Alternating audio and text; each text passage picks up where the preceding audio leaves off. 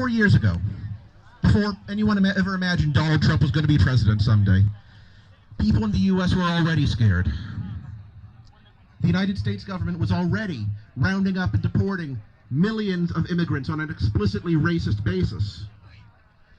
Police murders of people of color, people with disabilities, transgender people, was already an epidemic, while the prison industrial complex used millions for cheap slave labor.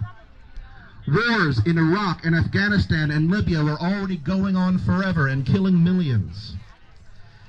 And many people across the U.S. had no real access to health care, working long hours for unlivable wages, going home to unaffordable housing, buried in debt with no hope for their own future or for their families.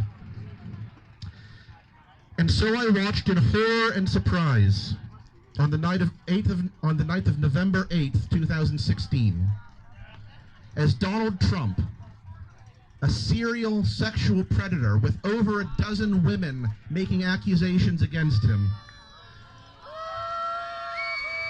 was elected and sent to the White House. Trump celebrates all the worst things about the United States. He and his supporters cheer our empire and our wars. They encourage the random and the targeted violence against our oppressed communities and our own students. They have stolen the promise of the future and replace it with a hobnailed boot. The United States of America is the richest country in the world. Its wealth is based on centuries of slavery, genocide, and empire, the mass exploitation of individuals, and the division of the oppressed against each other. That wealth does not go to those who need it. The last time I set foot in the United States was 6 months ago in the Virgin Islands, one of America's colonies in the Caribbean. I saw the people of those islands, just like on Puerto Rico, begging for federal aid to reconnect electricity, which had been off for months. And on an island, remember, no electricity also means no water and no connection to the outside world.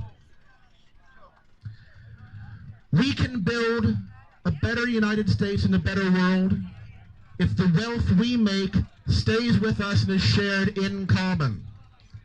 We need to claw back the great creative riches of our world and the beauty of our environment from the oil men billionaires like Vladimir Putin and the real estate billionaires like Donald Trump. So wherever in the world you are, whether you're in Helsinki or Washington or New York, I'm calling on you to rise up.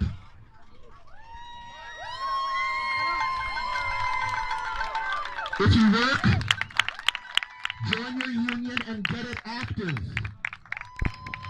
Whatever community you're in, organize. Build strikes and occupations. Mobilize mass action. Make it impossible for the Trumps and the Putins and the Niinistos and the Sipilas and the Merkels and the Macrons and the Mays of the world to enact their agenda of hate and terror and exploitation.